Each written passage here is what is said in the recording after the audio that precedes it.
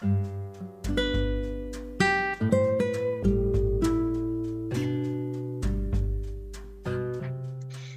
are listening to Inspiring Table Talks with Kalpita and Vidya. So before we get into today's conversation, Kalpita, can you believe it's already our 6th episode? How did we get I here don't so know. quickly? It feels like we just started with our first episode yesterday with Safia, and today we're already on episode number 6 with Ilham.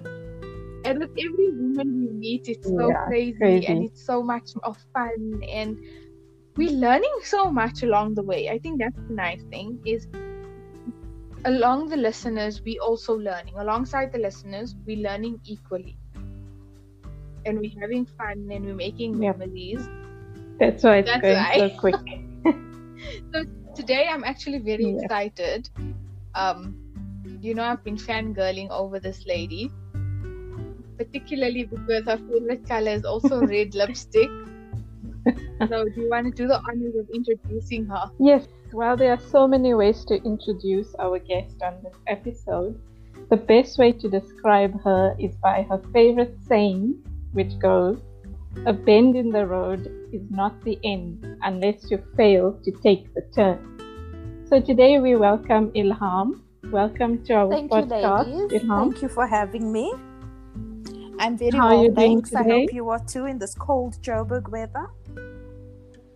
We're keeping warm. We're snuggled up. Yes, we're trying to I'm keep... having my cast next to a fire.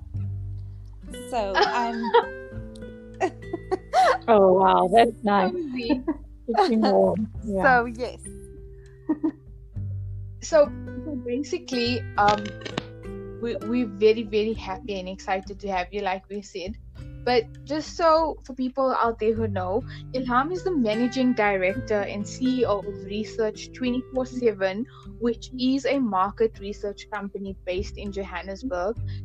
But today we are rewinding all the way back to when you were 21 years old and where your journey began. Oh, wow. So, Ilham, 21-year-old Ilham, did she ever imagine herself to be where she is today? Or did she imagine it different, and what has changed? No. At the age of 21, I thought I knew it all, I must add. I was ready to get married at the age of 21 years and 22 days. And yes, I thought, this is it. I'm out of my parents' home. I'm starting a new life, and it will just be sunshine and roses and rainbows and fairy tales. I was still studying. I remember I had not finished my degree yet. A year and a half into my marriage, I had a baby, which was, let's face it, according to what we were told as kids, I had the perfect life. I was 21, I was married, I had a baby. And what I wish I could have told my 21-year-old me now is that I didn't know myself yet at that stage. I didn't know what made me happy. I didn't know what my passion was. I was studying, so I thought I knew which direction I wanted to go to, which, by the way, was human resources and training. Okay. So I have a BCom degree in HR, financial management, and industrial psychology. Those were my majors. I ended up so far from there that it was a complete 360, spin around and see where the bottle ends. So no, I didn't see myself here at all. But I do believe that things happened in my personal life that steered me towards where I should be, which is where I am. And I think that's a big lesson to take home, that everything in your life happens for a reason. And it's what you learn from that experience that makes you the person you are today. For me, when you say at 21, you didn't know what makes you happy. We'll get more into the depths of the details of the journey.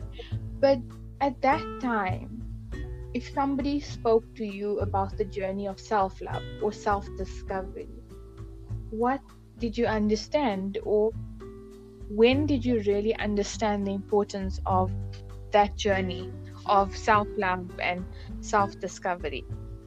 At 21, it was foreign, because we were brought up in a culture where everything was external.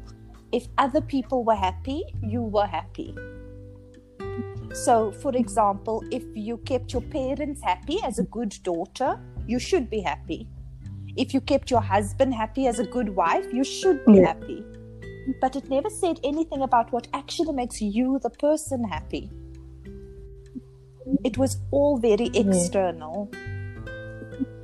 So I think I've only really discovered self-love at the very late age of 40 or 42. Wow. So ironically the same time when I got divorced. Because then there was no one else to make happy, so I needed to make myself happy. And actually that was a turning point of a lot in my life, and a very positive turning point if I think back now. When it happened, it wasn't positive at all. I didn't think of it as positive. I mean, whoever thinks a divorce is positive? But in hindsight, it was the start, or rather, let me say, it was the rebirth of me. Much happier looking at that new me in the morning than I was for 20 years looking at the married me, the conformed me. And to rebirth yourself after that process, where you've now built a relationship with somebody, when you came in, you were very young, very fresh, like soft clay. You could mold into anything. At the age of 21, I think we often feel like by a certain age, we should have it all together. And if we don't, then we just somehow try and conform into what society has put out there for us, or what culture has put out, or what people have put out. But now that you're going through this journey, how much of what you growing up as a child in your parents' house has changed to the way you do things with your own children today? So one very important thing was, in our household, you were always, I joke with my kids and I say, you were guilty until you were innocent. So when I say that, I mean you would be accused of things that, and I don't mean this in a accused for punishment, but you were bad until you showed you were good. And yes, exactly. And I changed that completely with my kids. So I will give you the freedom to do what you need to do, but if you break that trust, there are consequences. Where we were the other way around. We weren't given the freedom to do what we chose to do and then bear the consequences. We were already told that you can't go out on your own because it's not what good girls do, for example. So that's one big thing that I've changed with my kids. And the other most difficult thing is to let them make their own mistakes. And as a parent, I'm sure that is one of the most challenging things you can do, but yet the most empowering action or gift you can give them. But it is very scary. It is so difficult to hold back, because you want to say, I know better, I've been through this, listen to me. But you have to let them learn, if you want to call it the hard way, because they're going to have to make their own mistakes and they will learn from those mistakes. And you just have to be there to not say, I told you so, although you often want to, but rather say, I'm here for you when you need to talk. but you have to walk that journey for yourself. Exactly. Yeah, and you don't want your kids to go down the wrong path, and you want their life to be perfect as well. But it only comes when they learn. Not the hard way, the but interesting thing in their is own way. that they're perfect and you're perfect's different. Because they grow up in a different time. My 2 kids both live in Cape Town. Mm-hmm. They don't live under my roof, which is not what I would have wanted, but I had to allow that. Where if I think back, my dad would never, it won't even be a conversation. You could not do it. Done. And I have had to accept that my 18-year-old son at the time, he was only 18, wanted to go live in Cape Town. And I had to accept that. And there were times when he called me and he wasn't happy. And I had to say, but that's the decision you made. And although 90% of me wanted to say, just come home, please come home.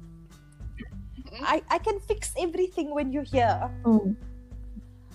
But I had to let him go and make those, in inverted commas, mistakes. And then only he appreciated what he had at home. Then only did he realize that he had it pretty nice. That's a nice way to put it. But I also see he's grown into a mature man, which is now, he'll be 21 in Feb, which he would not have been. He might have been a mommy's boy had he stayed here. And I will not raise a mommy's boy. I'm glad I wasn't given the opportunity to raise a mommy's boy. But he will always remember that. And I think the nice thing with that is you've created a safe space for them to express themselves. Not to say that because of your mistakes, you can't live your own life. But more in fact, because I've made my own mistakes, I will, no matter how scary it is, I will give you that rope to go and do what you need to for yourself, so that you learn to become responsible for your life. Exactly. Which is so important.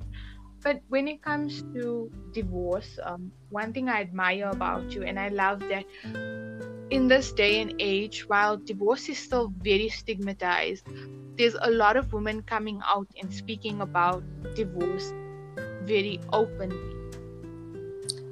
And I love that you do that about your journey and you've turned it into a blessing.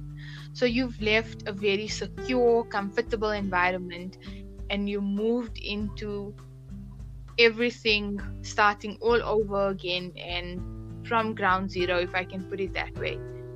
Can you take us through what it was like when you realized you want this divorce?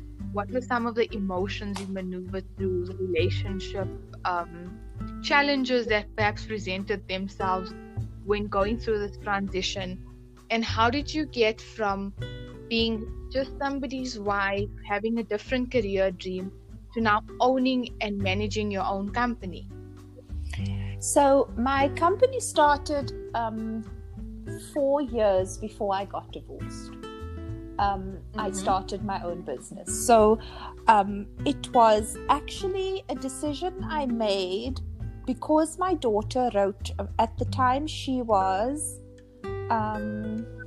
14, and Mother's Day card, when kids write Mother's Day, Happy Mother's Day, and they put M stands for this and O stands for that, and my daughter started my card with M stands for mostly at work. And that's more than I could handle at the time. It was like, oh my gosh, you're waiting for the nice mushy mom means, I don't know, much love. You're looking for something else. Mostly at work was definitely not what I expected, but it was true. And that day, May of 2009, was the day that I decided I have to make a change. And also, I had just gotten out of a very long stint at hospital. I developed an infection in my womb, which led to DVT and embolism and an emergency hysterectomy, and I couldn't walk after that. I had to walk with a walking frame. So it was 22 days in hospital and lots of physiotherapy, and then that started in March, and I got back to work at about Mother's Day, and I get this card, and it was a eye-opener. Yeah, it was like, what is this all worth? You know, this is what my daughter thinks of me. My health has taken a toll, and she's right. And maybe this is, like I said, God's way of saying, please wake up. There's more to life than work. And if you were to be knocked over by a bus tomorrow, guess what? The company will continue. They're not going to close their doors because you've died, but your family lost a mother. And that's when I started making the little plans in my head of how I was going to do this exit. And I didn't realize it then.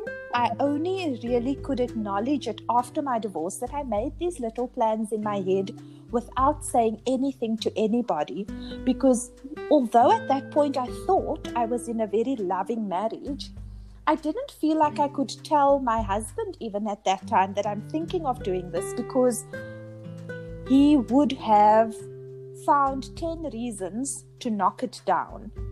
And I wasn't ready. I didn't have enough answers. I didn't have enough solutions to be able to fight off those criticisms that he was going to share with me. Because he was always the one that wanted to start his own business, and I was very supportive of that. And that was always his passion. Since I met him, he was working in the banking industry, but he wanted to start his own business. And I sort of always felt like, he was the brain in this equation. I'm just tagging along. You know, he's the sultan of the household. I'm just tagging along. I never thought of myself as important or strong. I saw myself as the side dish, if that makes sense. Like, I was just there.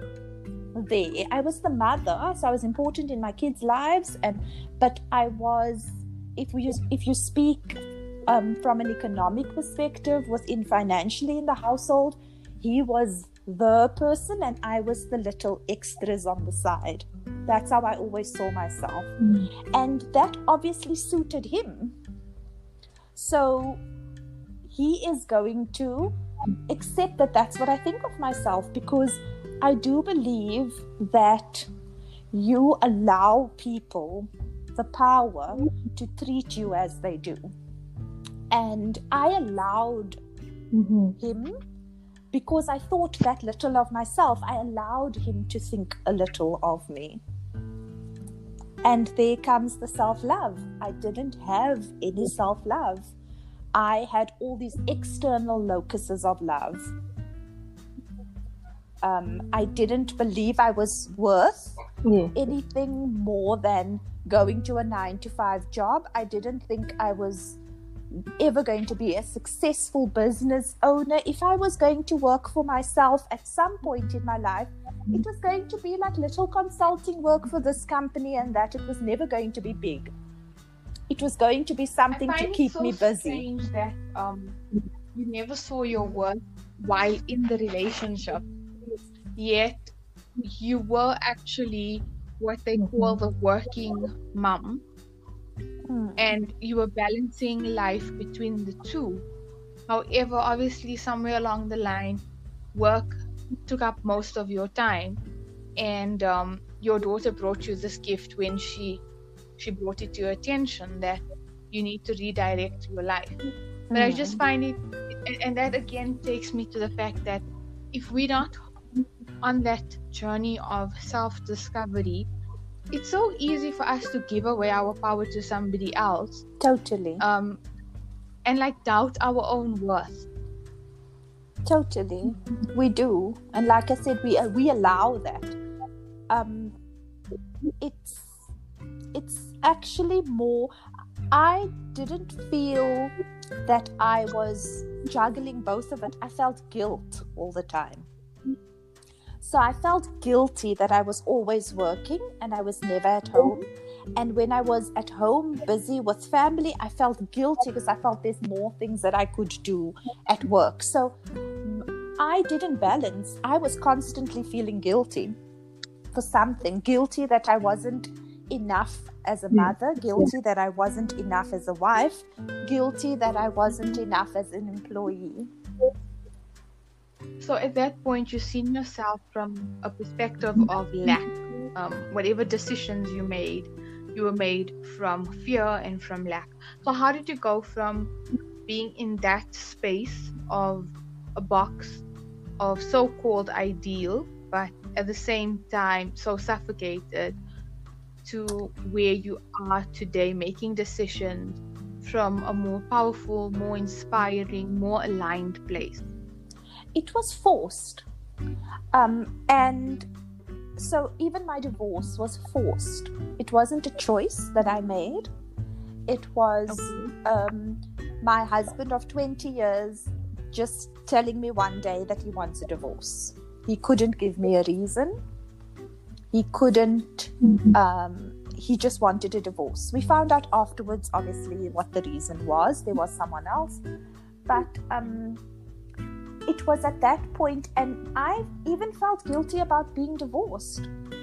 I was so hard on myself and didn't have any self-confidence that I totally could not fill out a form and tick the box divorced for 2 years.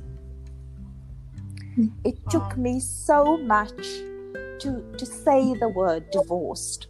On all my social media platforms, I never ever posted. You know, you get these posts that say, oh, you're so strong and waiting for my ex to recover, and you know, all these funny things that people put on. And I never felt the need to share any of this because I never wanted people to ask questions. My neighbor next door didn't know I was divorced until I was divorced for 8 months. Wow. So I kept it very close because I felt that it was a failure of a 20-year marriage. The perfect life that I had failed. And in my head, even the fact that I could never express myself, even the fact that I had to hide my ambition was a successful life. That's what I thought when I was in it. It was, I had a good marriage. I had a good life. And now I realize all the things that I've missed. And when I say it took that forced divorce, I think God also knows us and ourselves. And if he had given me any other choice, I think I would have fought for this marriage, which was not what I should have done. So he didn't give me a choice, and he threw me in at the deep end and said, okay, it's done. It's gone. 20 years is gone. This man has left, and he didn't just leave. He left horribly. So what you going to do? Sit in the corner and cry? Or are you going to dust yourself off and say, okay, how do I make this work? And that's my choice. I chose to dust myself off and make this work. And it was a case of looking at the glass half full or half empty. So I think that it boils down to how you choose to see things and how you choose. You cannot change what happens to you, but you can choose how you react to it. Yeah, absolutely. Yes, because at that point, I'm sure naturally, whenever anyone faces any failure, we can't think straight and we just feel very heartbroken as to what's happening. But yeah, it takes time to get over the heartbreak, and then to pick yourself up, as you said, is your choice. So can you explain to us how you actually went through the process of getting up again So I and had moving 3 forward? kids when this happened, and my youngest one was only 7, and then my son was 14, and my daughter had started her first year at university. And I literally had to do it. So even though I was going through my own emotional hurt, I can't believe this is happening to me. What happened? I was supposed to have been married for the rest of my life. I couldn't share that with them and shake their stability, and that was the choice I made. So although it took me 2 years to fill out that form, I never showed my kids that that's how I felt. So I would close my bedroom door and I would cry my eyes out, but I would wake up in the morning, take a shower, and be positive for them. And that also forced me to see things positively. And you know, like a mother bear, if you hurt her cubs, she becomes strong beyond anything you can. I don't know where that strength comes from, but you are ready to fight a bull with your bare hands because you're protecting your kids. And when my ex-husband left, he left the country. So my kids didn't know where he was. We had no idea what was going to happen to us. We got sheriffs of the court coming to put us out of our house. So I literally had to fight. And that made me realize how strong I was. And I didn't have time to sit in the corner and feel sorry for myself. I had to put out fires all the time. And what I didn't realize is that too was a blessing in disguise, because I didn't give him the power to destroy us. He didn't have the chance, because I was just fighting. I was fierce and I was ready to fight. And it was again a choice. What are my options? I don't have any. I'm here in Johannesburg. I have no family here. My brothers, my mother, my father, they all live in Cape Town. I didn't even share with them what I was going through. Because guess what? My parents are going to say, okay, that's it. You're coming back home. Bring your kids. You're coming back to Cape Town. My brothers would have wanted to fight for me. So I never told them. And I kept everything right here, but never let my kids know what I was going through emotionally, because they needed some stability. They needed to know we were going to be okay. And imagine they looked at me and here I was, a mess lying on the floor. My strength was forced. And they say, see, a woman is like a tea bag, put her in hot water. And that was exactly what it was. Yeah. And I remember, and I actually thought of it yesterday, I remember getting into bed every night thinking, oh, one day down. We managed to survive today. 8 years down the line, you are now leading your own company, and you have other women who are under your leadership, but at the same time putting out their work there with you.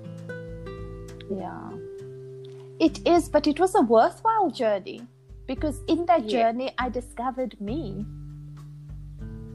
It was so horse worthwhile. riding. And horse riding, exactly. And running marathons across the world and things that I would never have dreamt of doing, because now it was true to me. I didn't have to conform to a husband. I didn't have to conform to the suburban wife role. It changed. The stakes in the game changed, and it is amazing how when you say, this is not going to get me down, I'm better than this, just telling yourself that every day, because that's what I did. I would go to bed at night and say, yes, we made it through another day, and tomorrow's going to be better. And in the mornings, that's something I've also read somewhere long ago, I would say to myself that I have a choice today. Is it going to be a good day or a bad day? It's my choice. So when I was married, my husband and I had this thing every morning of having coffee together. So he would make coffee and we would have our coffee together in the mornings. And I missed that a lot when it was it's the little things and it was gone. And I still did it. I made my coffee in the morning. I didn't choose to see it as a reminder of sadness. I chose to see it as it's just changed. I'm still having my coffee, but instead of sitting here with you discussing the day, I opened my front door, I looked outside and looked at how beautiful the sky was and looked at the trees, and so looked for the positive that there still was and choosing to have a good day. And a good day doesn't mean that everything goes your way. Yeah, true. It just means that I'm strong enough to take whatever comes today. And through all of this, were you able to process it took me the 2 emotional years. side? Because you do say you had to be strong, but also what's important is to process and to release the hurt. Like I you said went to you, through, I or the would pain. still do my crying in my room at night when everyone was asleep. And you know what helped me a lot was a hardcover book you would never believe. A black hardcover book that I hid at the bottom of my cupboard so that my kids can never find it. And I would write how I felt that day. I would just write. And as I wrote it, it was like you sharing your stress with the page. Yeah. Because there's somebody listening. It's a dead book, but you feel like somebody's listening to you. And years later, when I read through that, I thought, what in the hell, woman, was going through your head? Like, you are such a sissy. Like, really? That's what I thought, reading back. Like, really? This bothered you? Yeah. And now you've come such a long way where it doesn't even faze you. Exactly. It's exactly. Yeah. It was like a different person I at that take, time. for example, look, my husband just left abruptly, right? I never had a chance. Like, it literally felt like you pulled the rug out from underneath and I fell. That's how my divorce felt. We still celebrated our 20th wedding anniversary in January, and in March I was divorced. In December, on our 9th of January was our wedding anniversary. We left Cape Town that day. I won't forget. The night before, he went to buy this big bunch of red flowers, and I still said, it's so foolish. We're leaving Cape Town. I must leave the flowers behind. Why are you buying? And he says, but it's our anniversary. So, and I was washing dishes at the sink in my mom's house, and he came behind me and he put the bunch of flowers in my face. And that was our last anniversary, and 2 months later I'm divorced. I got a birthday card in December 22nd was my birthday, saying I love you more each day, and in March I'm divorced. So I never saw it coming. I didn't know. I was unprepared. I was totally unprepared. My parents are divorced, for example, but as a kid in their household, I could see it coming. Okay. But I did not see this coming. So it was almost I didn't. A shock. Yes, exactly. And I always thought that when I see him again, I'm going to want to ask him how and why and what did I do. And I had all these questions, and that was all in my journal. I'm going to ask him this and I'm going to ask him that. And I wrote it down. I was so prepared for when we meet again. Because like I said, he left the country and we didn't know where he was. And 2 years later, he contacted me to ask me if we could meet somewhere. Because he wanted to discuss the house. Because I refused to leave the home that we lived in. Mm-hmm. And I thought this was my chance. This was my chance. I'm going to go to my journal. I'm going to refresh my memory of all the things I want to ask you. Because this is now the first time I'm going to sit across you and be able to ask you all those questions. And you know what the funny thing was? When I met him and I looked at him, it didn't matter. I didn't ask him one of those questions because the answers no longer mattered. Yeah. You found your own self-worth and you found your own closure without him. I didn't need his closure, yes. Exactly. And that was the most amazing feeling. I cannot explain to you how emancipating that felt. If I could do a happy dance right there in the mug and bean on the airport, I would have. Because I never, like I said, before I met him, I was still ready to ask all these questions. I went to my journal to go check what I'm supposed to ask. And that alone should have already been a alert to say, actually, it probably doesn't matter anymore, because why do you have to go to a journal to go check what you need to ask if you have all these questions in your head mulling around and around? But I didn't see it. I thought, I'm going to get you. I'm going to get all those answers. And it really didn't matter because I found my own peace. At the end of the day, it's about your peace. Yes. I think that journaling, that's the power of journaling as well. Because that was your source of letting out, taking out the emotions from your body and putting it out somewhere and not letting it sit in and build when I up. came back from that meeting with him, I took my journal and I burnt it. I no longer needed it. I no longer needed it because it was my crutch. Yes. So I didn't need that crutch anymore, and I burnt it, and it was so good to see that journal going up in flames. And the best thing about it is it's not like you denied yourself of what you had in your mind, but when you let it go so good and so solid that it really just didn't matter any longer what anyone thought, what you wanted to ask, because at the end of the day, it goes back to you knew who you were at that point. And I found my self-love. Yeah. You found your self-worth, your self-love, which at 21 years old, you most probably thought you had, like you said, but you didn't. You found it in a man, you found it in another family, and you found it in this fairy tale of happily ever after. And it's not to say there were bad moments. You're still grateful for what there was, because you have your kids. At the end of the day today, you say they are your pride, they are your joy, and they are gifts from their family. So absolutely. Don't take away from them.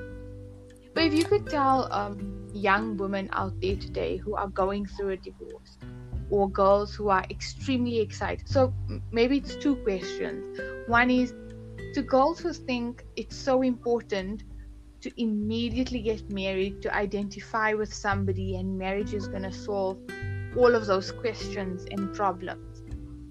How would you tell them to take a step back? What can they do when they're feeling very, very excited? Because when we're very excited, we do things. When we're very upset, we do things.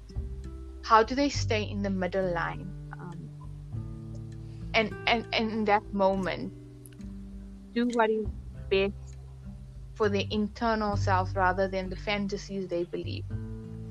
So I had a very similar conversation with my son, funny enough. At the age of 20, which was February this year, he wanted to get engaged because he was so in love with this girl and he had found his partner for life, and this was it.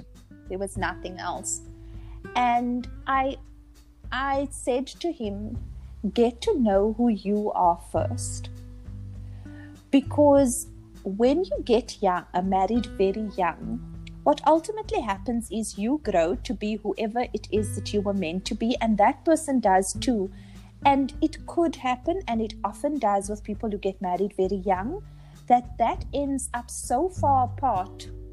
So you both start at this point, but your passions are so different because you didn't know yourself yet. You didn't know that you loved horse riding and that you loved running marathons. And he didn't know that he liked yachting and scuba diving. And this was exactly the case with my husband and I. He loved yachting and scuba diving. I hated swimming. I don't like it at all. I prefer mountains and walking and horses. And so by the time we got to know who these people were, 5-10 years down the line, we were not in the space where we were looking for like-minded people because we were already in a marriage. So we were trying to merge these 2-3 branches that were moving in opposite directions. And what ultimately happens is those branches break and crack. And that's what happened to our marriage. So if you know who you are and give yourself time to discover yourself and see what makes you tick and see what makes you happy, that tree branch will grow in a direction and it will meet someone who's growing in that same direction because you already have an identity, an individual identity, and not relying on someone else to make you happy. So your control becomes internal, your passion becomes internal, and that also has a spin off because sometimes you become a bit selfish because you're so used to it being only you that it's difficult at the age of 40, for example, to let someone into the space now. But then I would rather have that conversation at that point, and I'm not saying they must wait until they're 40 to get married, but it's then a case of compromising rather than of not knowing who you are and morphing to someone else. Yeah. Like you mentioned earlier, you're that soft, pliable mold that can become anything. At least when you know yourself, you're a bit less shapeable.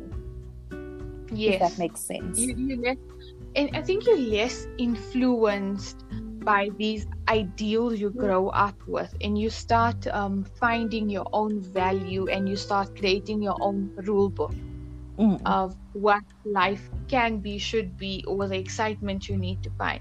But also at the same time, that is for somebody who has that opportunity. But for somebody who was like you, who's had the bend in the road, and now they need to take that turn on rejourneying, on rediscovering themselves, what is the one thing you would say to them, or what is it that you wish somebody would have said to you at that point when you were just there? Lots of people said to me when I got divorced that you'll see, it's going to be okay, it's going to get better. And my initial reaction was, what the hell are you talking about? It's never going to get better. It's never going to change. This is the worst thing that ever could have happened to me. And I wish that somebody had told me that I need to give myself time to get over this, and I have the right to feel what I'm feeling. Because I always felt like I had to hide the feelings I was feeling from everybody, because on the one hand, my mother was saying, oh, he was this and he was that, and you should never take him back, and you should feel like this and you should feel like that. And I wish someone had told me that there's There's no recipe. Nobody can tell you it's going to take you 2 years or 2 months to get over this person. But you are entitled to feel what you feel and let it out. Allow yourself the time to feel those feelings, because you cannot go back and fix it afterwards.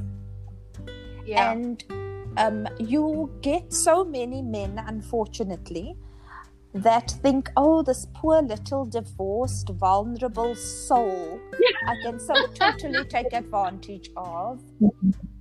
And when you are in that, oh, I'm not worthy, see, my husband left me, it's so easy to take up with one of these chance takers and just continue the cycle again and become someone else's wife and become someone else's external locus, because then he becomes the external locus and nothing changes. And I've seen so many. It's so like you hit the nail on the head there, because that's exactly sorry, we're just having a car passing. It's exactly how you say it, because that's what women do, is when they're in that very emotional space, I've also noticed they look for that masculine energy to come back into their life and save them. And they feel that need of like, oh my God, I need to prove to myself that I can do this again. And, marriage is for me. And, because that's when they're like, okay, but now you've been given the opportunity to rediscover yourself.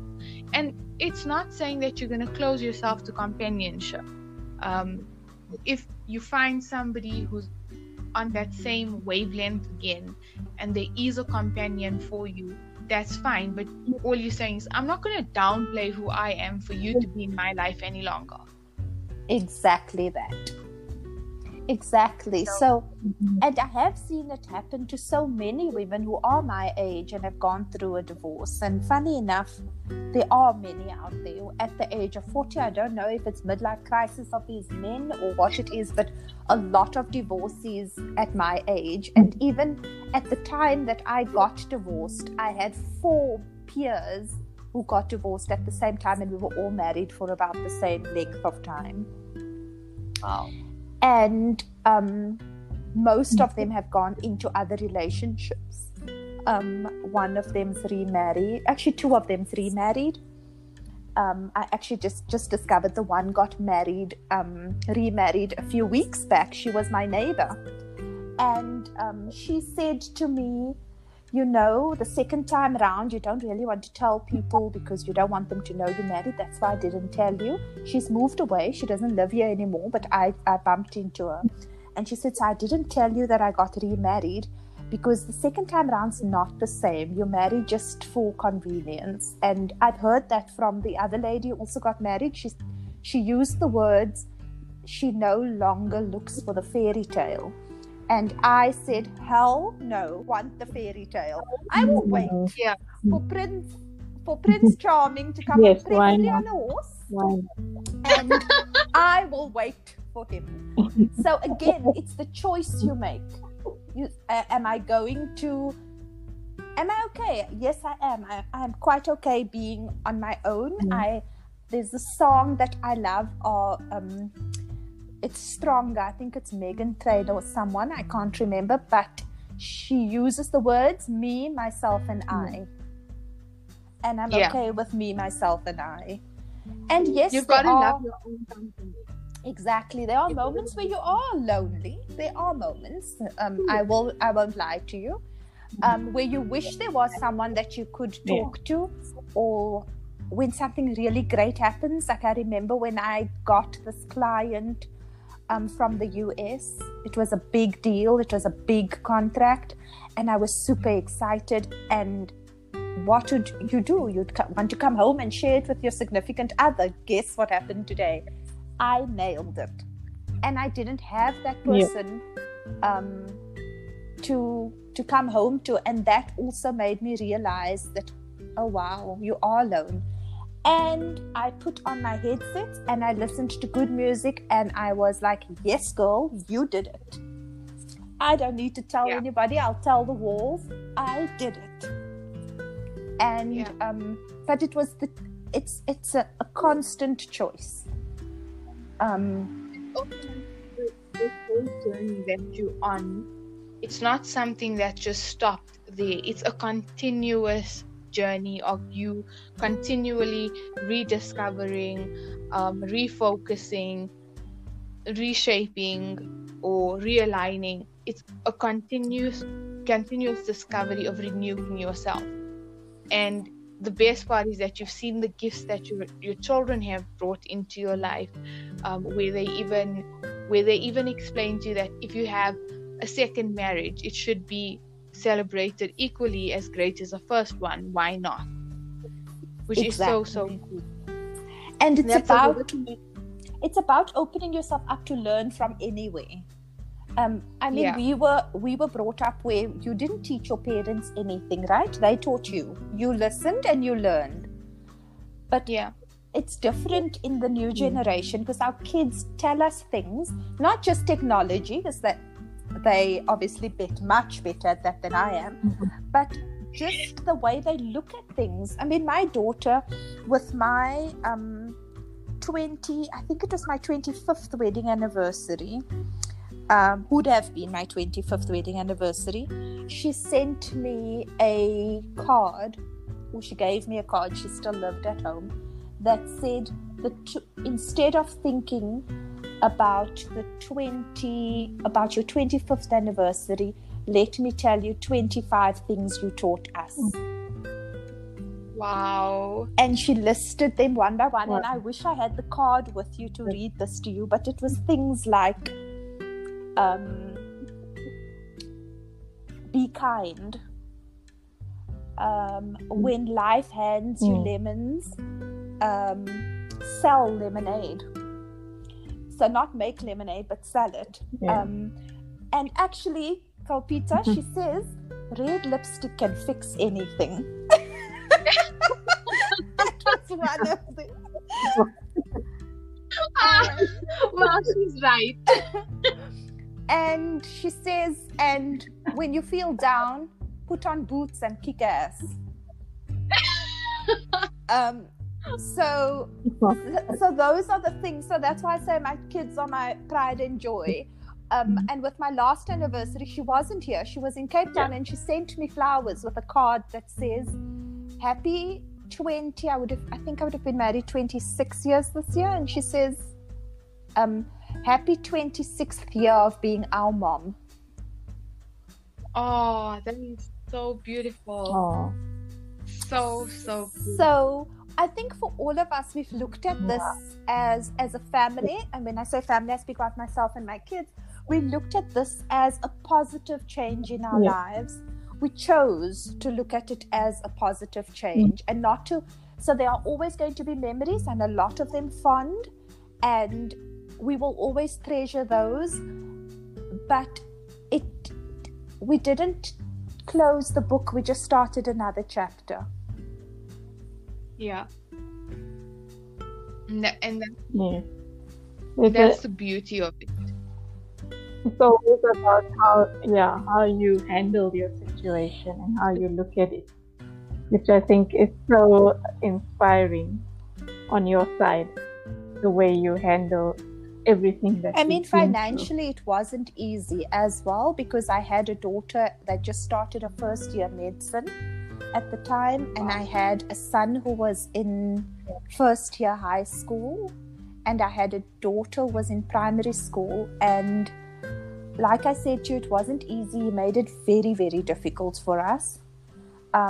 So my daughter had his car, and he just removed his car from university one day. She came out and the car was gone. And I said to her, you know what, we'll just get you a car. And she took my car, and I bought a new car, obviously on terms, and we had to pay that off. But we never fought back.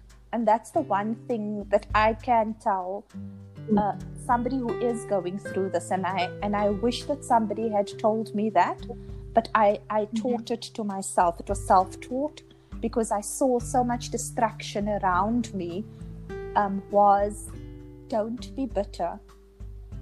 Yeah. Because bitterness gives away your power. So Complete. if you are constantly bitter, you are constantly fixated on what went wrong. Right? Yeah. So I am going to sit here and say, I hate this man and I wish he's this and I wish that happens to him. But how is that going to get me any further or get me to move on? It's not. So my son asked me one day, Mommy, why don't you ever talk badly about Daddy? And I said to him, but why should I? Because he's still your father. And he's not here to hear me say he's an ass, for example. And saying he's an ass is going to hurt my kids. He can't hear me. He's not here. So he doesn't have a relationship with his kids at the moment. And I still constantly try to get my kids to have a relationship with him, because I tell them they must do it for themselves. And not for him, because being angry with him gives him power, and I will not give my power away. So Ilham, I think we've had so many great pointers and lessons with what you've shared with us today. Just give me a second, please.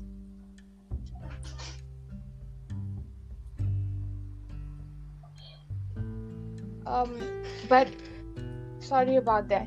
No. So I think today we had so many, and I want to shift gears a bit. I want to recap a bit and shift gears. So the first thing is, if there's a bend in that road, look at the glass half full.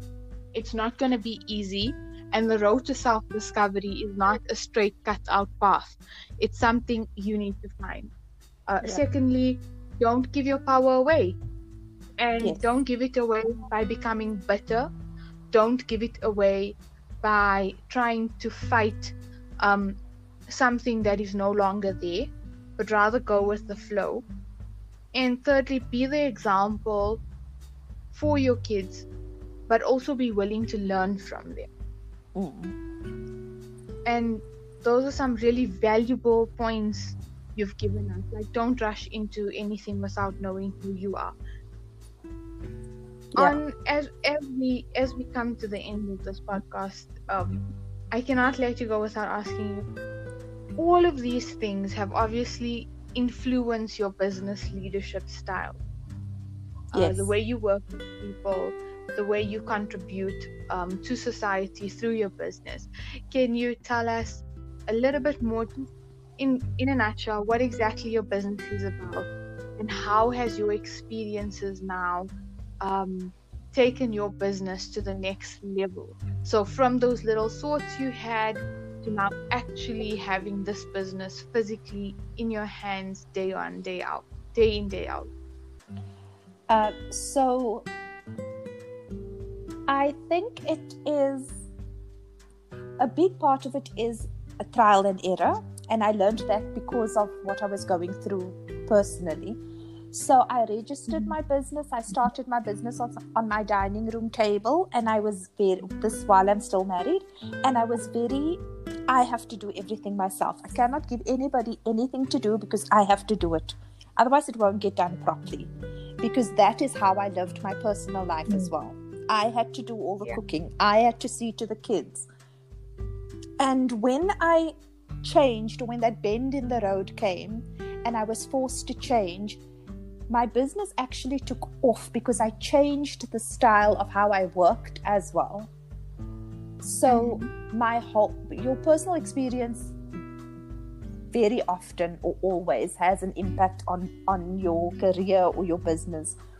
And I took on exactly like I did with my kids, where I have to let you go and grow and make your own mistakes. I did exactly that with my business. So I took on people still in my dining room to do things for me and to slowly let go, piece by piece, and still manage it, but not physically have to do everything myself. And we then moved to our premises in the cottage at the back of my residential property, and we took on more people, and the business grew more. And eventually, a year and a half, almost 2 years ago, we moved to premises in London. And so the management style or the business model is now more of a you come to me to ask what I think or my input, but you deal with clients. Even I don't even do that anymore. I have people dealing with clients, and they'll come ask me, do you think this is too harsh in an email, for example? Or so there's lots more hand holding, but not doing for. And that's how I've raised my kids as well. So I'll hold your hand and I'll always be here for advice, but there's something you're going to have to do on your own, because I did a short business course a while ago, and it taught me that if you upskill the person below you, the only place you can go is up, right? So you have to equip them so they push you up further. And the other thing that I also did a lot more of was, because now I had more self-confidence, I had self-love, I felt more confident, and I felt that I actually worked hard for this, and why should I not be proud of what I've done? I actually went out there and started meeting more people and started networking, and so it was that twist of confidence also that boosted my business. And it sometimes takes someone else to tell you, but actually you did an amazing job, and you never, because at the time I was just surviving, right? After my divorce, I was surviving, I was paying bills, and that's how my business was running, until my neighbor did an MBA and asked me if he could use my business as a case study. And I'm like, are you sure you want to use my business? And he's like, yeah, why not? And he did. And when I saw the presentation that they presented to the UCT Business School, I was in tears. I was literally sitting in the boardroom with tears, sobbing, because I couldn't believe that that was my little baby that they were putting up there. And I said to him, that sounds more amazing than anything I did. And he said to me, really, is that how you see it? What in there is not true? And I said, well, nothing, but you've just put it in a very nice way. And he said, but in 5 years' time, I see you having your own building. And I'm like, yes, that will be great. And guess what? 2 years later, we opened Research 24/7 in London. Yay! So it is very much a mindset of that little engine that says, yes, I can, I know I can, yes, I can, I know I can. And it's telling yourself that every day, I must. It starts with I must sometimes. Mine did. I must, I must, I must. And then it became I can, I can, I can. Yeah, I think that's so important. Your thoughts, you don't realize how much it influences. Yes, extremely powerful. But we've learned so much from you, Ilham. You're a real inspiration. And we just want to thank you so much for chatting with us. It was a pleasure. Today. And I wish we had so much more time. There's so many more stories. You can always come back on.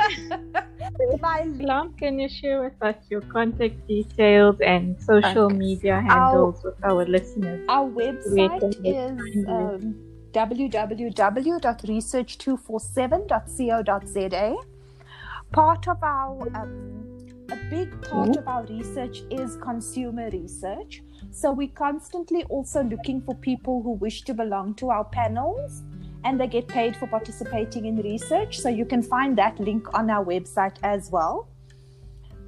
We always testing products, be it food, fast-moving consumable goods products, or it could be fragrances that people will be testing. And yes, ladies, we sometimes do chocolates as well. And then we have an Instagram account, Research247. We physically in London, we have a venue as well, where we let out boardrooms, and we have clients that will come and watch how the research gets conducted. And then a large part of our research is also done via telephone. So you can even sign up to our database and say that you only prefer research done via phone. So you can be called and you'll be asked whatever set questionnaire we have for a specific project, and you will get reimbursed at the end of it. So, that's us in a nutshell. Thank you for listening to Inspiring Table Talks. And remember to favorite Inspiring Table Talks on Anchor, as well as to follow us on Instagram at inspiring.tabletalks. And if you would like to be a guest on the podcast, you can email us at contactkpv108@gmail.com.